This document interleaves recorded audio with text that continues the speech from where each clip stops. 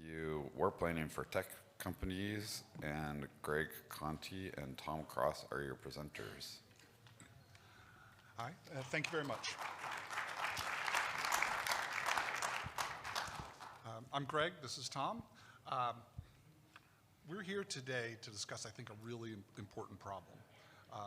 Looking at the future of global conflict and its implications to information security, cybersecurity, tech companies. In this talk, we're hoping to do three things. We want to argue that it's now necessary to extend our thinking beyond traditional risk management, crisis management, cyber resilience, and business continuity to include deliberate planning for a great power conflict. That we want to explore how one might do such planning at the organizational, at the enterprise level, and get your feedback on the idea. At its core, I think we want to start a conversation on this subject. We've put a lot of thought into this, but we're not claiming to have all the answers, and that's why we're here. And we look forward to conversations with you, after the talk as well, if you'd like. So my background was I'm retired from the military. It was in military intelligence and cyberspace operations. And then I taught at West Point for many years and ran their cybersecurity research program. Tom and I have collaborated at the intersection of military strategy and tactics and how those might be adopted for cybersecurity, because unfortunately the online world is becoming more like a combat zone, particularly if you work in a SOC, than what we thought it might be in the 90s. And I've deployed to combat zones twice. I normally don't talk about it, but in the context of this, I've lived in a combat zone twice and done military intelligence in one and cyberspace operations in the other deployment, which I think provides some useful context for this talk. Tom? So I'm Tom. My background is in cybersecurity and vulnerability research. I was part of the X-Force research team at IBM for a while, and also ran research at Landcope before it was acquired by Cisco. I founded a microsegmentation startup called Drawbridge Networks, and lately I've been doing some consulting. And as Greg alluded to, over the years, the two of us have collaborated. We kind of come at this stuff from different perspectives, and we've tried to figure out how military thinking can help cybersecurity practitioners think differently about the problems that we face. So where we thought about the world 1 or 2 years ago and where we think about the world today has evolved. Ukraine and more recently Israel have shown us that regional conflict is a very real threat. In fact, we have a poly-crisis going on now, and that there are implications and effects around the world. We've heard anecdotal evidence of people selling companies in their portfolio because of these conflicts and pivoting to infrastructure, the different infrastructure and the like. So real serious implications. We're going to explore those and then explore what happens if we see a worse conflict. So you probably have heard of Rob Joyce, who worked in the White House, long-term NSA senior executive for cybersecurity. Recently he was quoted as saying, "You don't want to start planning the week before an invasion when you see the White House saying it's coming. You want to start planning now." And we agree, but beyond this, we thought, Tom and I spoke and said, he doesn't explain how to plan, right? So we're trying to get at that problem, the next step, how to make it, if you forgive me for the marketing phrase, actionable.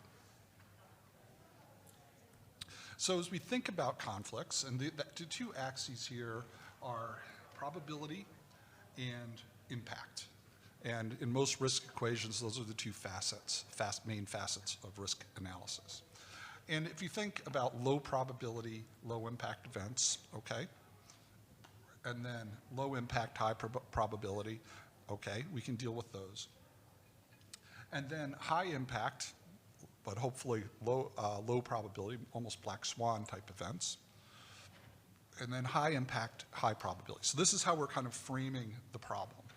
And we would have put global conflict down there, very high impact, but hopefully vanishingly small probability. And then regional conflict, less impact, higher probability. But then Ukraine happened, and Israel and Hamas. And we found that now the probability of a regional conflict is 1. And it had greater impact than pretty much any of us expected because of the dependencies on those regions. So we're thinking that the probability of future conflict is now moving up. And more specifically, that the probability is high enough that we should be conducting planning now. It's greater than 0 for sure. There are serious consequences of not planning, and that we need to think about how, as it stands today, how would your organization respond? And we're all, in this talk, we're certainly talking about cyberspace, network-based stuff, but we're also thinking, when we say global conflict, we mean all the domains: information domain, influence operations, cyberspace operations, and kinetic warfare. So we're in a large, thinking of them all together. So if you look at Russia and Ukraine, it began the way, as we all know, invasion of Ukraine by Russia, and Ukraine responded. But something unprecedented happened. Organizations, companies, people, individuals, from Pornhub and Harley Davidson to Lego, NATO, and Elon Musk, all took actions to basically to deter, to degrade Russia, whether they left markets, whether they used like Starlink satellites, provided that capability. And it isn't just these organizations. There were more than 1,000 companies that did similar things across the spectrum of powers, capabilities, legal things they could do to have an impact on Russia, a negative impact on Russia.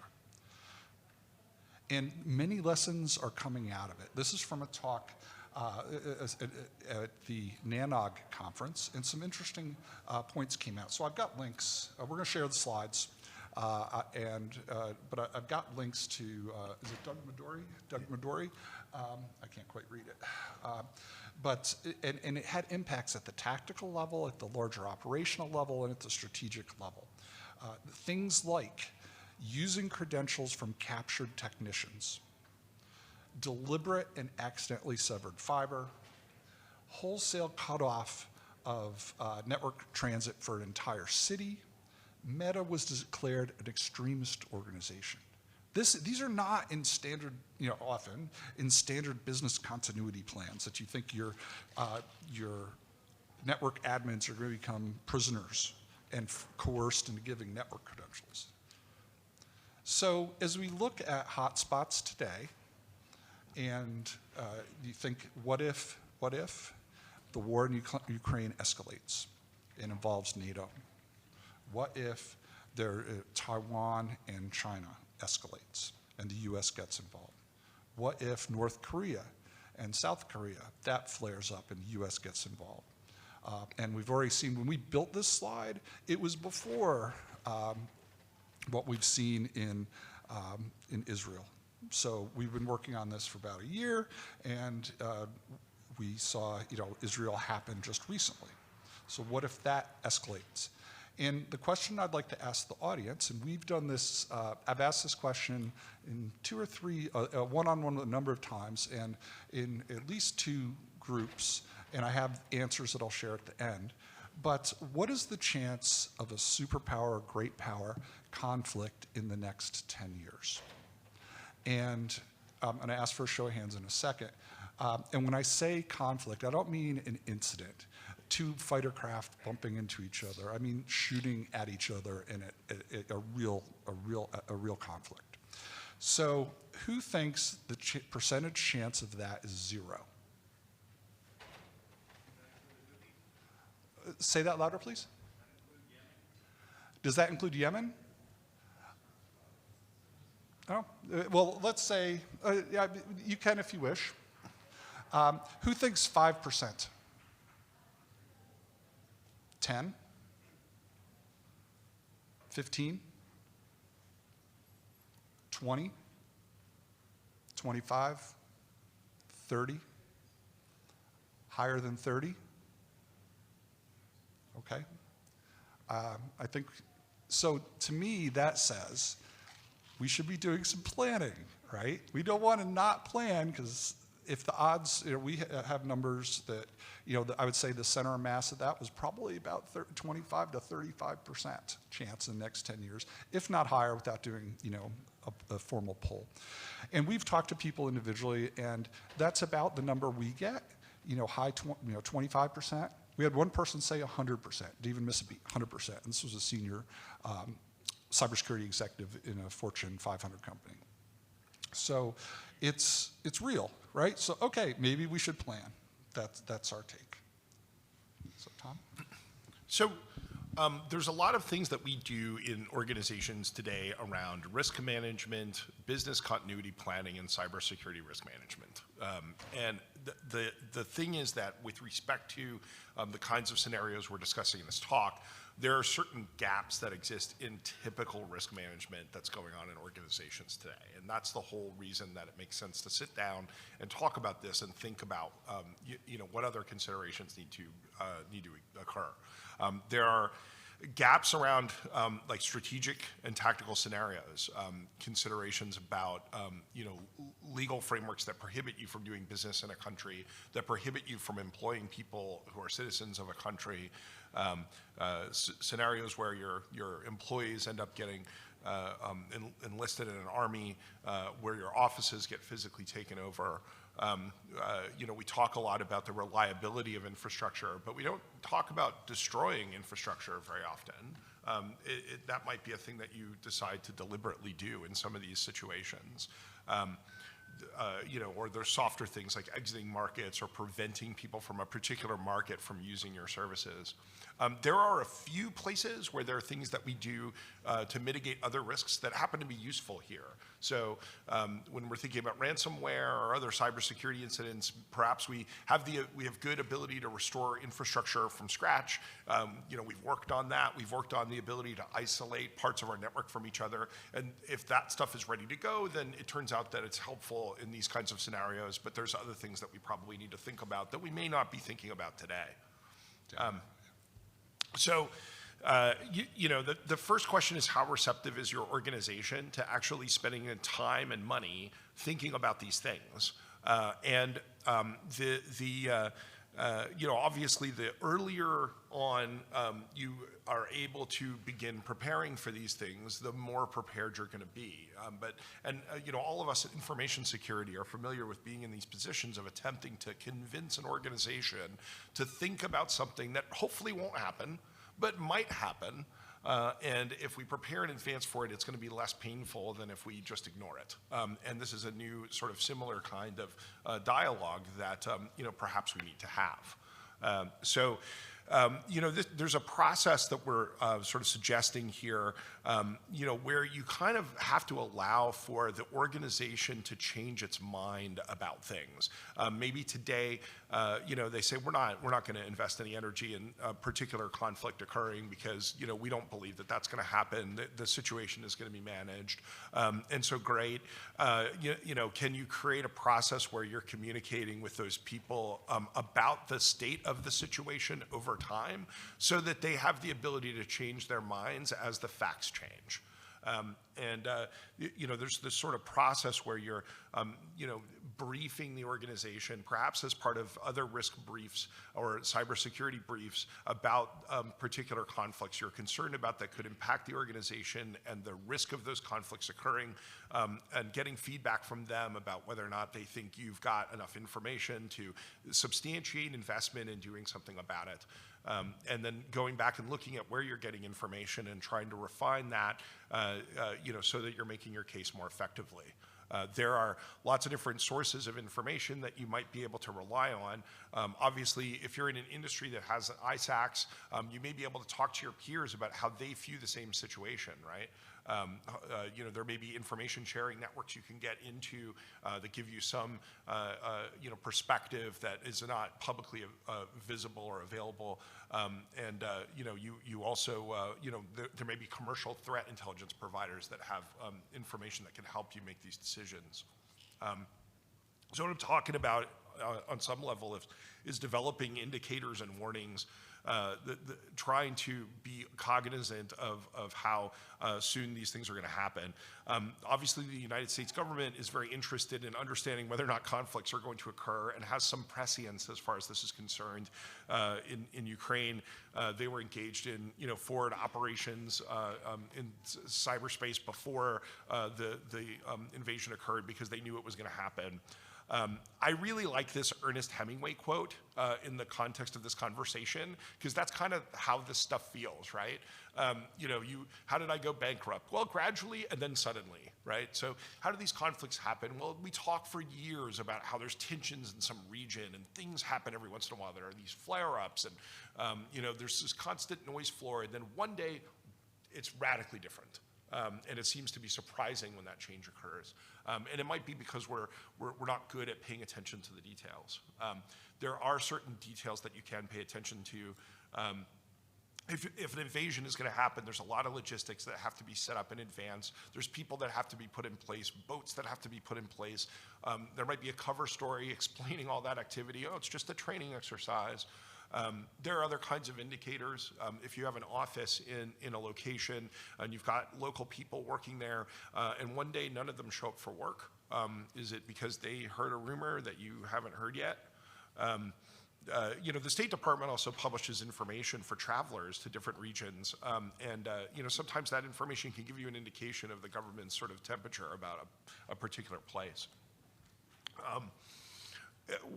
So you assess the probability that a particular conflict might occur in a region. The next thing you need to think about is how exposed your organization is. This is something that was talked about in some of the Shields Up publications that CISA put out prior to the invasion of Ukraine. They were kind of saying, take a look at yourself and ask yourself how this is going to impact you. Perhaps you are directly exposed, which means you've got people in the region, or you're an organization that is going to be directly targeted because you're involved in some way, logistically, or maybe just symbolically.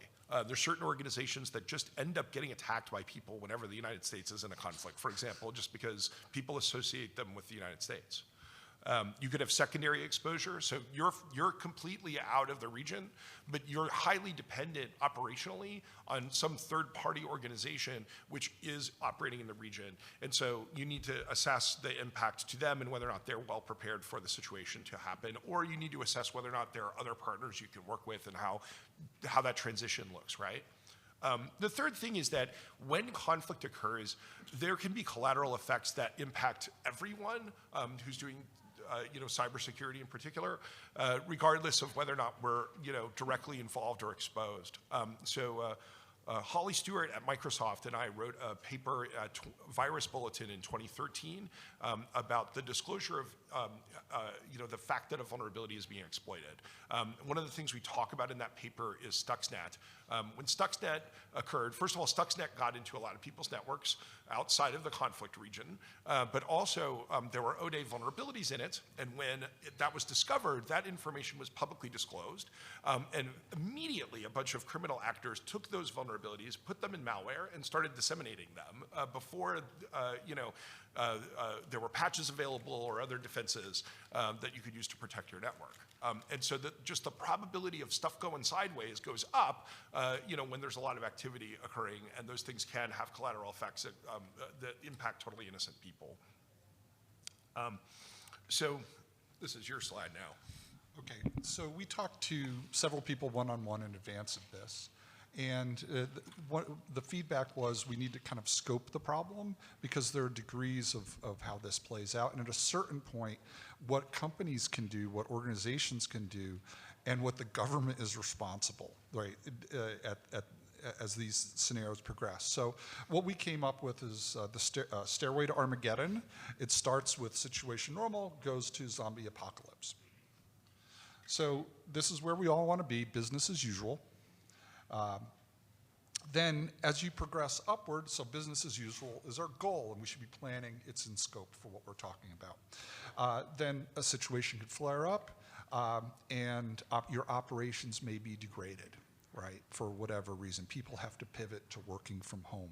You could think of COVID, where you were on this scale, your operations were degraded for a while as people figured out how to do work from home. Things, the internet could, get disrupted. I know it's supposed to be resistant to disruption and right around censorship, but it could be disrupted to the point where it's not reliable. Some of your third-party partners.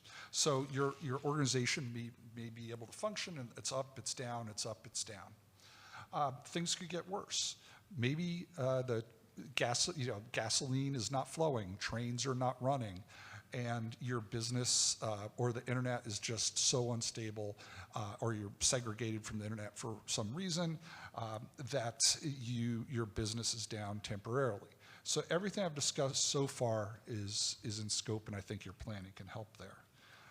There comes a point, and some companies, you think in Ukraine and in Israel and in Russia, are down permanently because of what happened, right? That's kind of getting out of scope of what we're talking about, and they're not coming back, those companies. And then finally, civilization is down. And that's really a role of the government. We kind of depend on the government to maintain civilization so we can live and thrive. For that, if you want some insight into that beyond the scope of this talk, read Cory Doctorow's When Sysadmins Ruled the Earth. It's really good.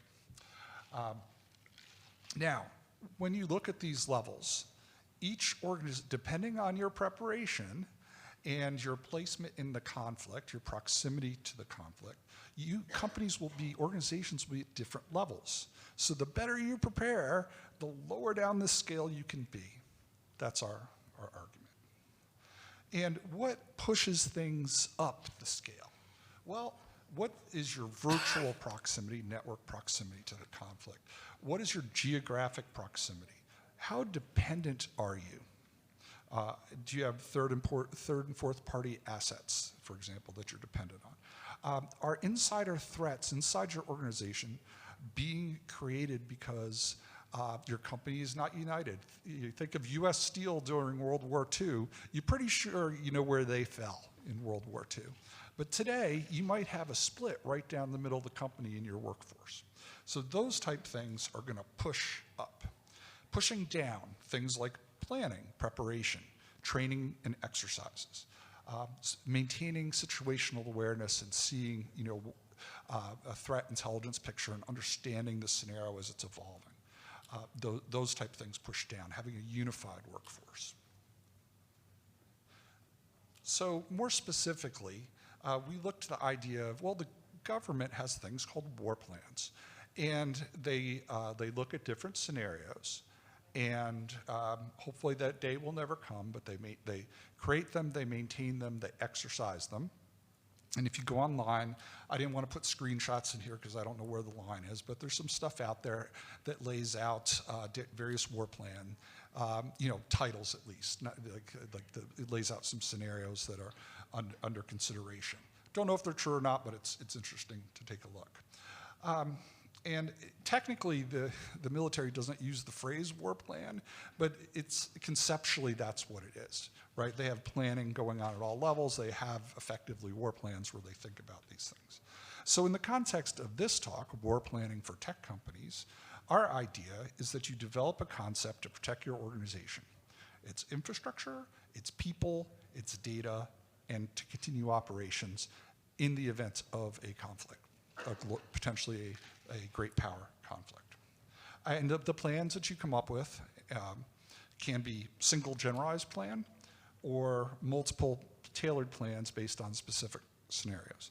And we understand, and we have not fully resolved how small organizations, medium organizations, and large organizations, how they can deal with this problem. Small organizations, it's the classic problem in cybersecurity, that when there's just like Bob in IT, who's dual-hatted as the network admin, and the network guy, and the cybersecurity guy. So we have not solved that problem. But I think we've got some, for large organizations, we've got some of the answers. Okay. And I think part of that discussion include the allegiance of the company during that conflict. Are they staying neutral or are they choosing a side? So there are various ways you can prepare. We have some examples here at the strategic, operational, and tactical level. But our key point here is that I think a good place to start is starting to develop a generic, war plan, put some thought into it, and time permitting and resources permitting, develop a scenario-specific plan based on scenarios you think might be coming.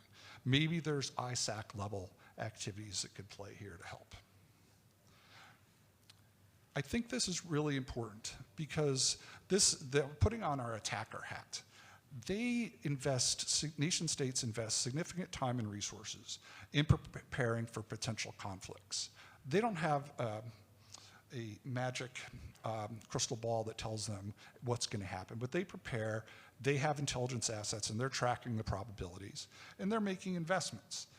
They might infiltrate sleeper agents, people into countries decades in advance and have them embedded in particular organizations.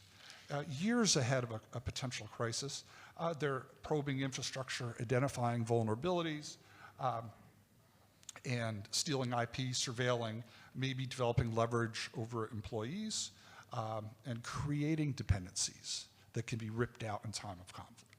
And now as things start progressing, and it looks like even, that it may actually happen, then you get things like people activating those sleepers, activating those people inside your companies to take some sort of action. They might attempt to steal companies of your planning and business continuity documents. They might, they'll be updating their exploit databases in your vulnerabilities. They might exercise leverage over your employees. They'll be doing influence campaigns and developing prioritized attack lists. And finally, after as the crisis unfolds, then you get the actual information operations, cyberspace operations, and kinetic operations. So it depends on the country and how much they invest in each area, but I would suspect that this is what's going on. In parallel, you have yourselves, the defenders, and you're doing things like investing in building resilient programs, creating a talented workforce, recruiting. You're vetting your employees to make sure that they have clean backgrounds that aren't going to be subverted, and they'll become they're not sleepers, right? If you can, you're patching vulnerabilities, you're planning, building relationships because you don't want to be an island if this occurs. You want a collective defense posture. As it starts unfolding, you might be looking at tailored operations on your networks. You might create tailored training or tailored exercises. What do we do if this happens? And then as it really starts unfolding, you're disabling and hardening infrastructure. You might be pivoting to another more safer location. You may be moving, encrypting, or wiping data. I'm sure if you talk to people one-on-one, we've all heard stories coming out of Ukraine, what people had to do, and in Russia. And then the goal here is, I think, to continue operations, and they may be, continuing operations, we're recovering from attacks, and they may be supporting, leveraging their organization to support the war effort in some way. Because think, we're talking great power conflict here. That's like an all hands on deck kind of scenario. So a key question is, who in the organization needs to be responsible for developing the organization's war plans? And the simple answer to that question is this is a business continuity planning exercise. The problem with that simple answer is that BCP, as it exists, does not necessarily think about these things. And even cybersecurity risks, sometimes BCP doesn't really they don't really think about it in those terms. They're thinking, if we lose power in this data center, how are we gonna fail over? And that's important, but it's not sufficient. And so we kind of think there's a core team of people in an organization that have to do with, that think about risk, that can work together to identify risk here. And that includes BCP people, business risk management folks, and cybersecurity folks. But then there's this broader set of people across the organization that are going to need to be brought into these discussions because they have particular pieces of the puzzle. So I have a more in-depth slide that kind of explains why some of these different business functions are relevant to the discussion. It could be that you need to talk to your legal team because there could be sanctions that are imposed in the context of a conflict, and you need to understand how to navigate them. You may need to have connectivity to HR because it may be that you're no longer allowed to employ people with a particular citizenship, right? It may be that you need senior strategic leadership engagement because you're talking about some sort of more offensive action, and I'm going to talk about that a little bit more later on in the talk, that really requires strategic planning and not just sort of business continuity oriented planning, right? So have a core team that thinks about risk, but then there's going to need to be sort of a multidisciplinary conversation. And it's also important to think about state actions as existing in multiple dimensions. Again, as computer people, we tend to think about the network going down, and we tend to think about whether or not we're going to get malware on the network. That's what our focus is. So states, and when we think about war, we tend to think about kinetic attacks, right? We think specifically about attacks, but states, have multiple dimensions in which they exercise power. So this Dimefell framework is sort of like an academic framework for thinking about the different ways that states exercise power. States in conflict are going to exercise power through all of these different mechanisms. They're going to engage in diplomatic actions, which may include new regulations and sanctions, as I've mentioned, that could affect how you function. They're going to engage in information operations, and they're going to spread propaganda. And someone in your organization is going to believe that stuff and get wrapped around the axle about it, and may decide to do something stupid as a consequence. There are going to be kinetic conflicts. People who work for you may be drafted into them. There will be also like law enforcement, and protests and things like that. You may have employees who get arrested.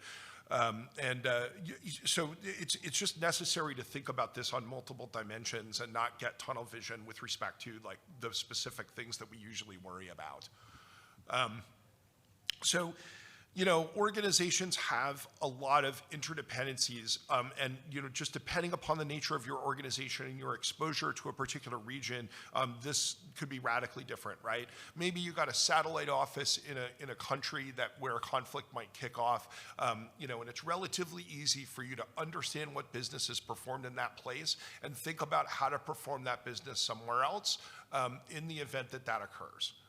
But in other cases, this gets more complicated.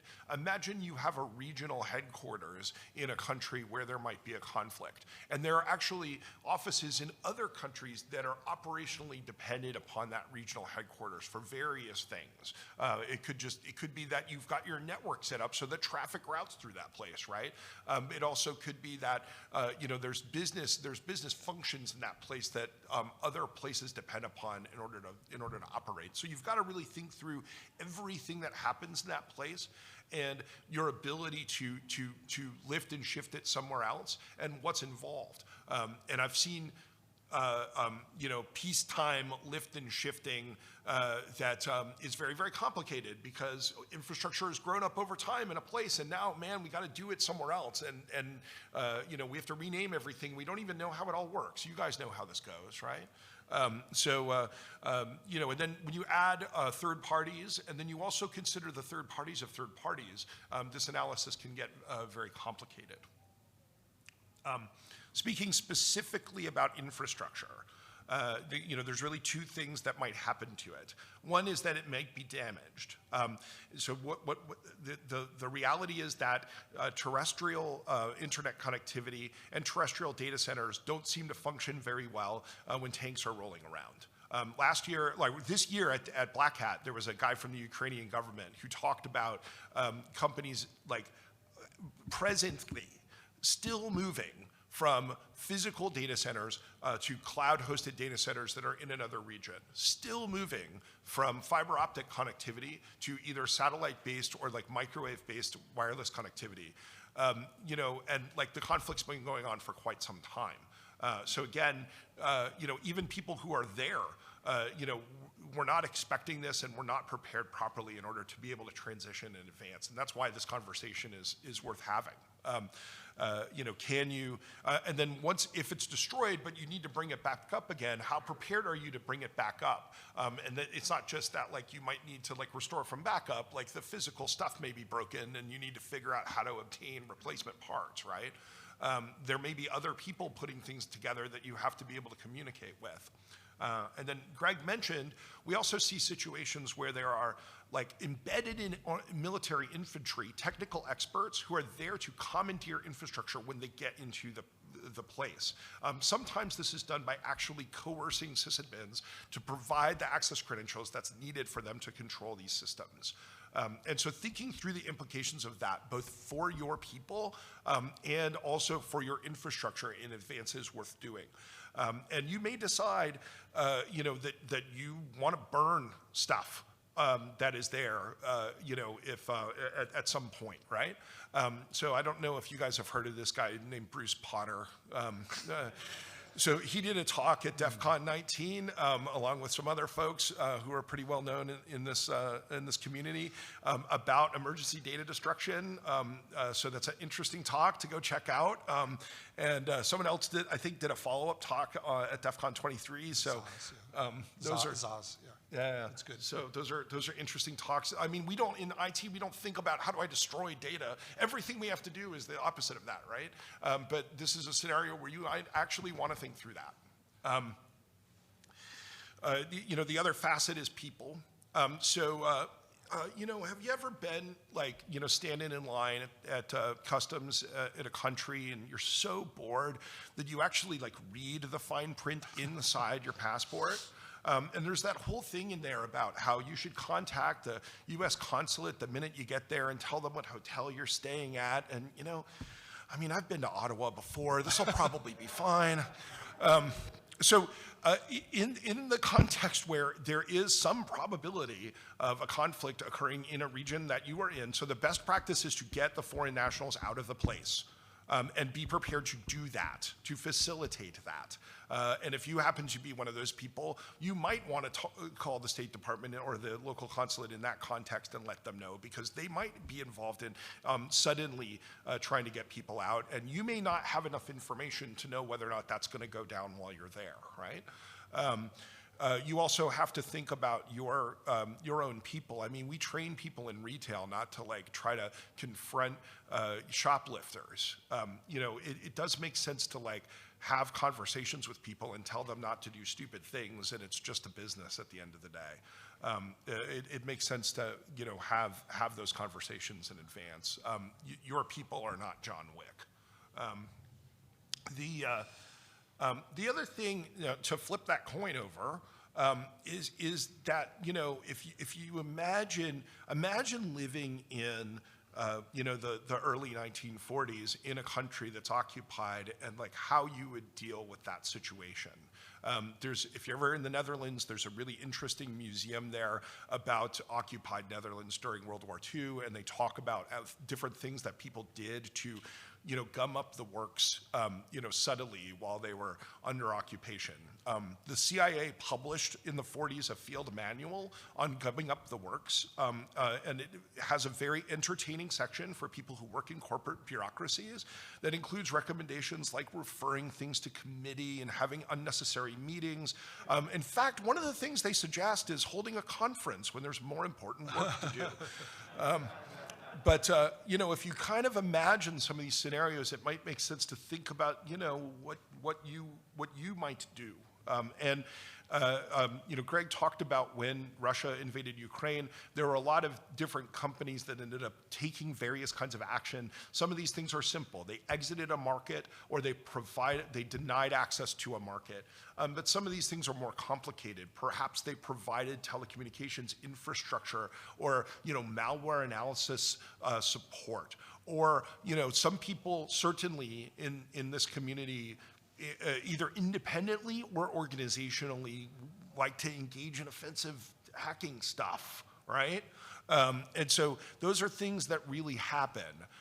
There are other kinds of organizations that might have other capabilities that they seek to utilize in these situations. An interesting thought is like a ride-sharing company that repurposes their network so that individuals can use it to move move supplies around, right? So there's lots of creative, outside the box ways that you might think about how your what your organization might do, depending upon what it is and its level of exposure to the place. So there's a few comments that we want to make about this. The first is that if you're thinking of doing anything of the sort, that you want to ensure that you do things with the same level of professionalism and organization that you do everything else with. This isn't a hobby.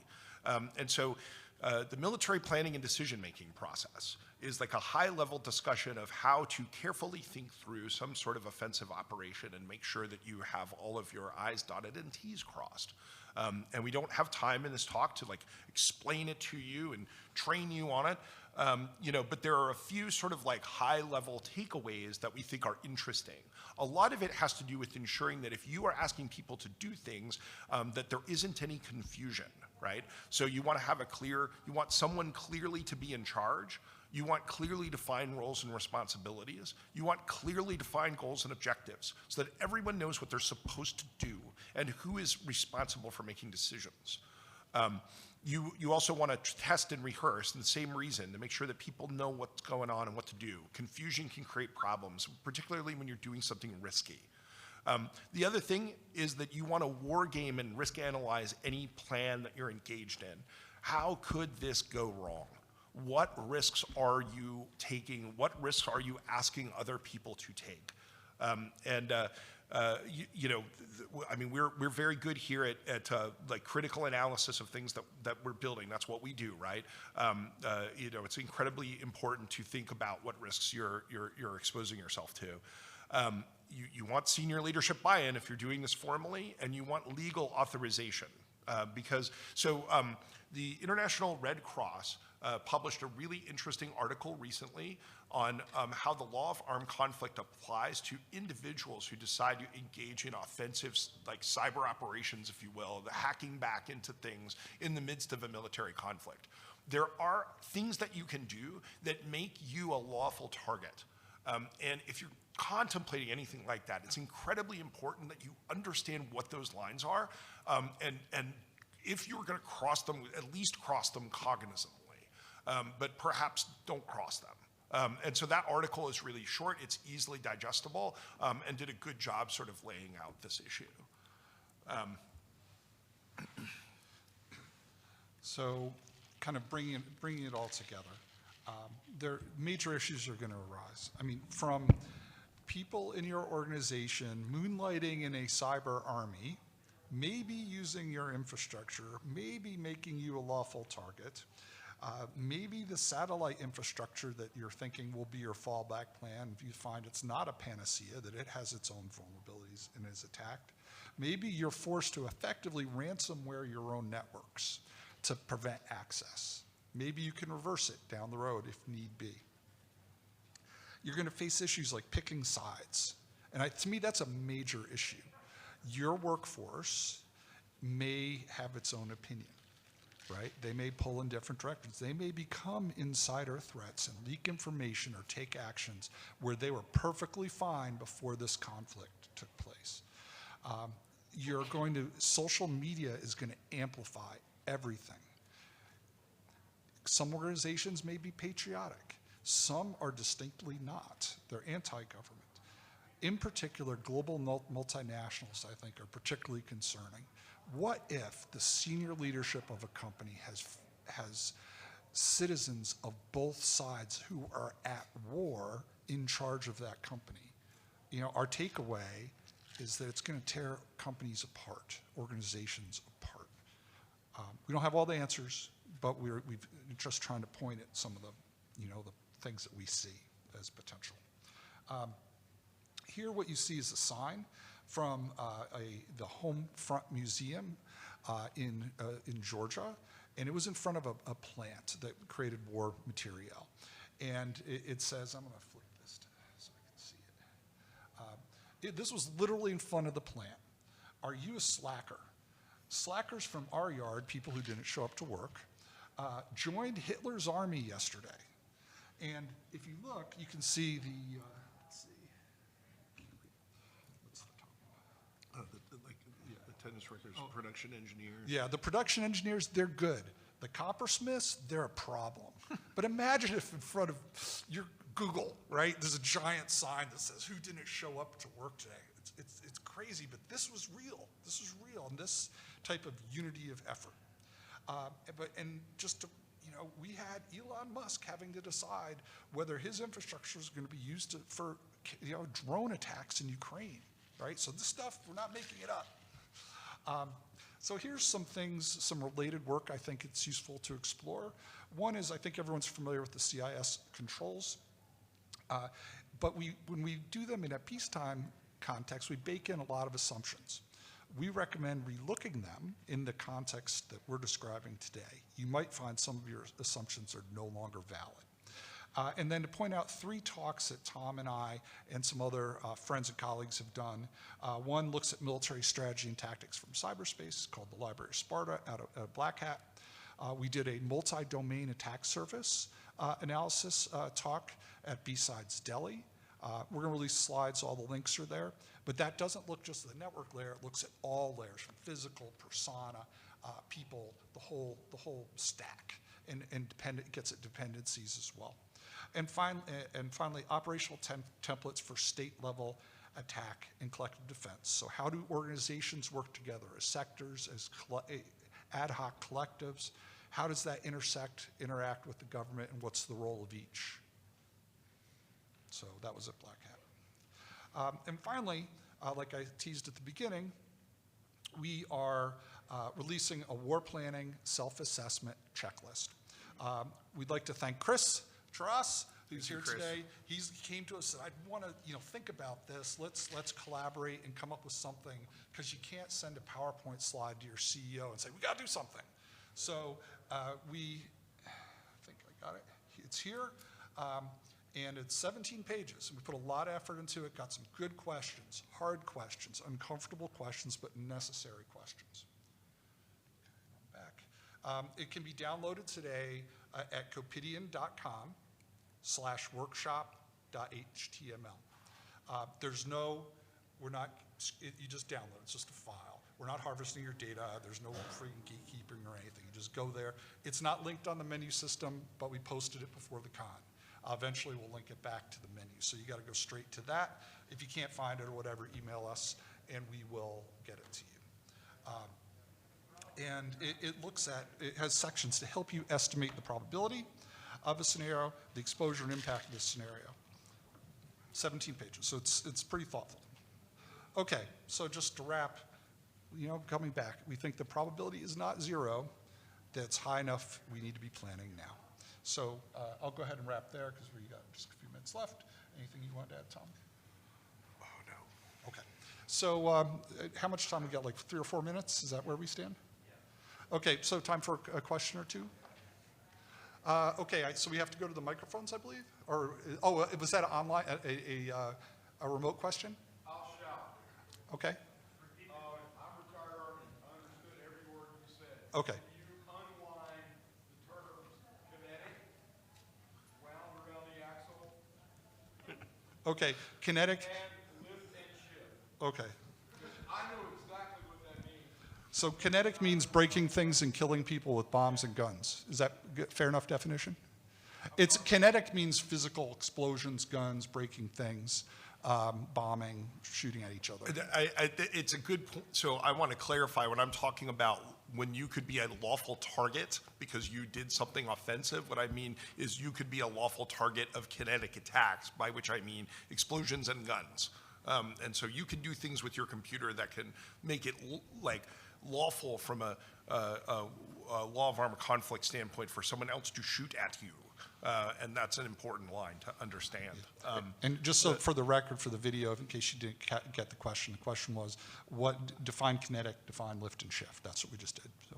Well, so lift and what I mean by lift and shift is can you move your operations to a different location, and a lift and shift is going to be done sort of without reconstituting those operations, but just without reworking them or re-engineering them, but just moving them to a different place and standing them right back up. There was a third term you wanted us to define. Wrapped around the axle. That means wrapped around the angry. axle. Wrapped around the axle means you've been reading too much internet and now you're pissed off and you're going to do something stupid because you believe what you've been reading. Okay, thanks. Any other questions? Okay, so I think that we're good on time, right? We'll go ahead and wrap here then. Yeah, thank you everyone. Sure, We thank you. appreciate your attention.